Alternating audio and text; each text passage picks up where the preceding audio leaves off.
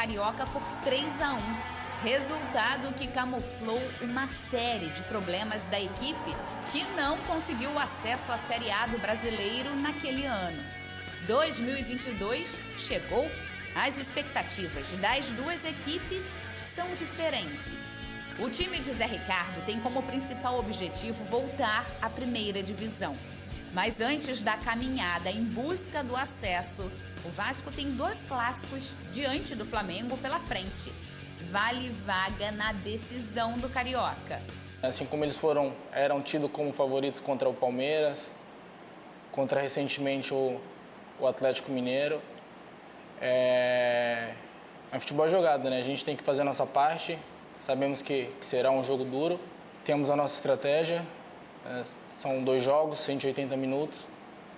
Então a gente tem que estar bem mentalizado, que tudo que vier acontecer na quarta-feira não está nada decidido, porque ainda tem domingo. Então, a gente espera um adversário que venha nos causar bastante dificuldade. A gente percebeu isso no primeiro jogo do primeiro turno. A gente teve ali alguns momentos em que eles conseguiram criar dificuldades à nossa equipe. É uma equipe que vem bem forte aí. A disparidade econômica é grande. É uma diferença de investimento no momento muito considerável, mas o futebol tem diversos exemplos onde um adversário que de repente naquele momento não está cotado como favorito, como hoje é favorito o Flamengo, consegue passar em decisões de mata-mata, né? Na Taça Guanabara, não fosse o gol de Arrascaeta que deu a vitória ao rubro-negro, o jogo poderia ter terminado empatado por 1-1. Agora, nas semifinais, o Flamengo tem a vantagem do empate. Mas a gente confia bastante no nosso potencial, a gente sabe do que a gente é capaz de causar no adversário.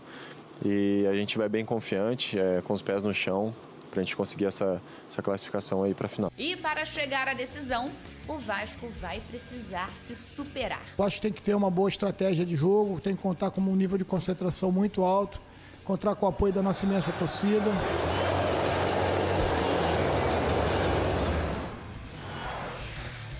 Podem decidir o clássico, então a gente tem números do Nenê e do Arrascaeta. Bom, o Nenê já fez 10 jogos, os 10 como titular, o Arrascaeta com menos jogos, tá? Os dois fizeram 5 gols, os 2 deram 4 assistências. O Nenê, então, precisa de alguns minutos a mais para participar, mas acho que a dependência no Vasco é mais clara, né? O Flamengo conta, claro, com o Arrascaeta, mas conta com outras estrelas também. Mas o Flamengo, nesse momento, o esquema de jogo do Paulo Souza passa muito pelo Arrascaeta, né? O Eugênio tem falado muito sobre isso, de quem melhor assimilou esse processo e conseguiu alguns resultados, passa pelo Arrascaeta, né? Ele e o Gabi, não falo o próprio Paulo Souza, né? São jogadores que mais assimilaram e que mais têm sido decisivos, mais presentes. Às vezes, ser decisivo ali não é fazer o gol, mas é participar da construção da jogada, ou com uma assistência, ou com uma pré-assistência, naquele último passe antes da assistência. E o Arrascaeta tem sido muito importante no Flamengo. O Arrascaeta decidiu o último jogo com o Vasco, né? Sim. Porque ele acertou um chutaço, tinha todo um contexto coletivo ali do Flamengo, uma situação criada pelo Paulo Souza, mas ele é um jogador que corriqueiramente está ali criando situações para os adversários e finalizando contra o Botafogo, também finalizando fora da área, fez um belo gol. Acho que o Vasco é mais dependente do talento do Nenê. E também o Vasco é um time que tem menos presença no ataque do que o Flamengo. Então, assim, isso vai puxar o número do Nenê um pouco para baixo, porque ele não está o tempo todo criando. O Flamengo é um time que, vamos lá, 80% do tempo do jogo, ele está propondo e a bola está passando pelos pés do Arrascaeta e do Gabigol. O Nenê tem menos oportunidade para fazer isso, porque o Vasco tem sido um time mais que se defende para sair em contra-ataque. E aí, nessas poucas oportunidades, ele muitas vezes faz a diferença, sim. Eu estou vendo o Raniel ali ao lado do Gabigol, também é figura importante. Na primeira partida, ainda na fase anterior da competição, ele não escalou o Raniel. Sim. Era aquele momento de jogos decisivos também ali de Copa do Brasil, o Raniel não estava. Foi até uma escolha ali, por um lado, também mais defensiva ali do Vasco. Como é que será que vai ser hoje, hein? Então, antes da bola rolar, a cara do jogo é do Flamengo tendo mais a bola e jogando no campo de ataque.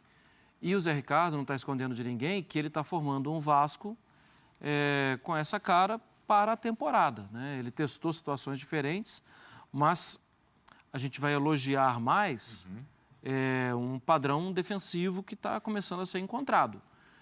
O Vasco tem escapatória em velocidade. O Vasco tenta agredir o adversário muito menos controlando a bola e envolvendo o adversário com troca de passes e muito mais partindo para dentro com mais velocidade quando tem a posse da bola.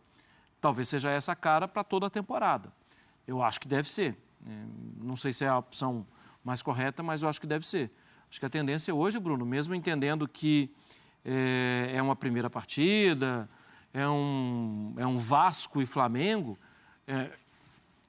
é que o Flamengo tenha mais a bola no campo de ataque. Porque essa deve ser uma realidade com quase em todos os jogos do Flamengo. Isso não foi uma realidade o tempo inteiro na disputa contra o Atlético, na taça, porque os dois ficaram dividindo ali em algum momento. Mas o Flamengo sempre tentou jogar no campo de ataque. Deve acontecer isso hoje de novo. Do primeiro confronto que a gente viu de Vasco e Flamengo, o que o Vasco pode tirar e fazer diferente para esse confronto agora, pensando em semifinal? Porque foi um jogo complicado, né? Tiveram algumas questões de arbitragem, de reclamação. Não foi um jogo 3-4-0 para o Flamengo. Decidido no último lance. Foi decidido no último lance. O que o Vasco tira desse jogo? Acho que tira muita coisa. Acima de tudo, a personalidade que o time mostrou naquela partida. Tá. Porque vamos fazer um paralelo com o que foi dito aqui nesse programa mais cedo sobre o América Mineiro. Né? De não se desesperar no jogo, apesar da clara diferença técnica. Calma, vamos jogar, vamos ter força mental, vamos nos equilibrar emocionalmente, sabendo que tem um plano de jogo e tentar seguir esse plano de jogo. Quando precisar... Tem uma questão ali de segurar um pouco mais o tempo, valoriza, esfria e tal. O Vasco teve isso no jogo e isso conseguiu fazer com que ele chegasse até o finalzinho vivo. Acabou sofrendo o gol no final, porque foi uma questão ali, né, de mudança do próprio Flamengo. Eu acho que essa questão do Flamengo também, como é que ele pode abordar esse jogo? Será que o Vasco vai repetir o esquema? Para lembrar, o Vasco fez, recuando os homens de lado de campo, no caso o Peck, e aí pode ser qualquer um do outro lado, né? Pode ser o Nazário, pode ser o Sanches, pode ser o Figueiredo, sei lá. Recuando o máximo ao lado da linha de defesa. Então quase você tinha dois laterais, 2 zagueiros e por fora os 2 atacantes. Com 2 volantes na frente protegendo essa linha de 6.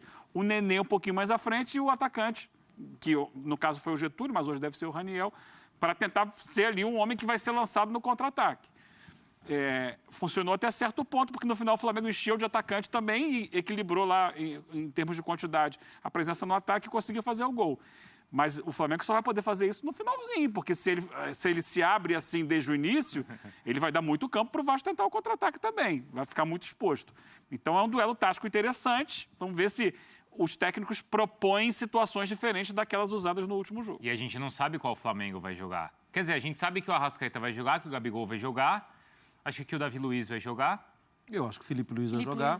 Felipe Luiz vai. Aí a gente está quase falando também que o Fabrício Bruno vai jogar.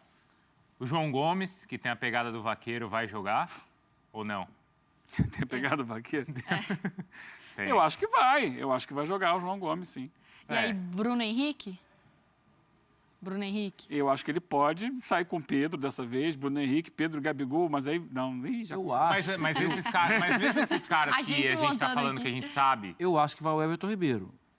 Então, mas beleza. Pela direita, porque ele precisa ver mais. Pela direita, na dele. Por dentro, né? Por dentro, mais perto do Arrascaeta. Mais perto do Arrascaeta. Então, porque mesmo esses nomes que a gente está falando que esses caras que vão jogar, a gente não sabe exatamente onde, como. Ah, sim, tem isso também. Eu não tenho uma localização tão fácil assim. Então. Vai o Everton Ribeiro. O Everton Ribeiro de lateral esquerdo, ou de ala pela esquerda, ou meia. São situações. Como isso é o grande barato do Flamengo. Se o Paulo Souza chegar hoje e falar assim, já vou adiantar para vocês, o Everton Ribeiro vai jogar. Aí, a gente não sabe Não adianta tanto. Não adianta tanto. Eu falei isso lá atrás.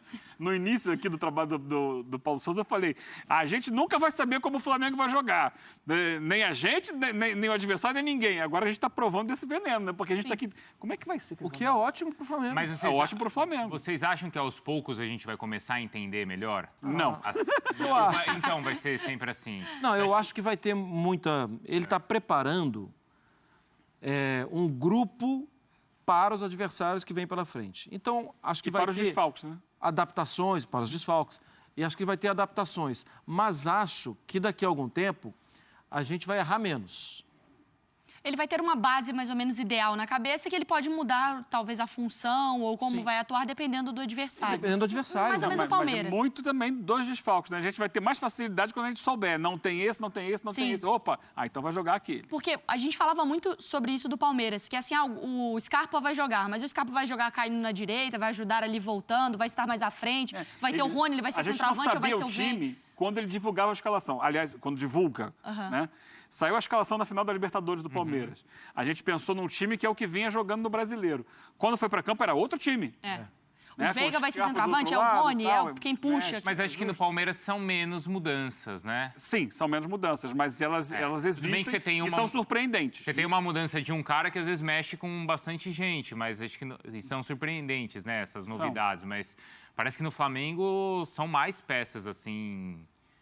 Porque também o Abel deixou de ser uma figura desconhecida, entendeu? Isso, a gente já está mais mais um ano e meio aqui, a gente já viu em diversas situações. O Paulo Souza, o que torna mais interessante ainda a presença dele, é que a gente vai conhecendo mais dele também. Isso. E aí eu volto sempre no tempo para lembrar, ele está vivendo um papel de protagonista que não era um papel que ele vivia com muita frequência na carreira. A exigência nos outros clubes era fazer boa campanha, vamos lá, tal. A exigência do Flamengo é boa campanha não, meu amigo. Boa campanha vai ter naturalmente. Você vai ter que ser campeão. E acho que para ele isso é muito legal também. Só que você não conhece o personagem tão bem. E ele está conhecendo o que os jogadores podem dar, aí a cabeça nossa aqui, do técnico adversário, o que é para ele mais interessante ainda, pira. E para o lado do Vasco? Porque a gente fala sobre uma expectativa do que a gente vai ter do Cruz Maltino em campo para a Série B, ficando mais uma temporada, aí cai em Copa do Brasil. Tinha um início ali, não sei se é animador, mas o torcedor vinha alguma base ali sendo montada, aí cai na Copa do Brasil, um banho de água fria. E esse jogo contra o Flamengo, qual que é o peso para essa temporada do Vasco? A gente viu aqui na reportagem que a Roberta preparou, que ano passado o Vasco venceu o Flamengo no Campeonato Estadual. Serviu muito para aquele momento da torcida, né? Para aquela semana, para aquele dia, o dia seguinte. A capa do jornal. Ganhei e tal, aquela gozação que o torcedor adora. Mas serviu o que para a temporada do Vasco? Não. Ele foi campeão carioca? Não. Ele subiu para a primeira divisão? Não. Ganhou um jogo. Mas eu quero ganhar esse jogo, o resto não importa, né? Tinha uma frase do ex-presidente do Vasco que é um campeonato à parte, Flamengo e Vasco. Então, se você está satisfeito com esse título do campeonato à parte, então, se ganhar, ótimo. Mas não é esse o foco. O foco do Vasco é voltar à primeira divisão, é crescer enquanto clube. Então, é preciso entender que, nesse momento, é muito provável que o Vasco perca a semifinal para o Flamengo. E aí não é o jogo de hoje, são os dois jogos. Porque são ida e volta. E entender o que ele pode tirar desses jogos de lição para o que vem por aí da segunda divisão, que é o foco do time. Perfeito. Tem clássico no Rio, tem clássico em São Paulo, tem Corinthians e Palmeiras.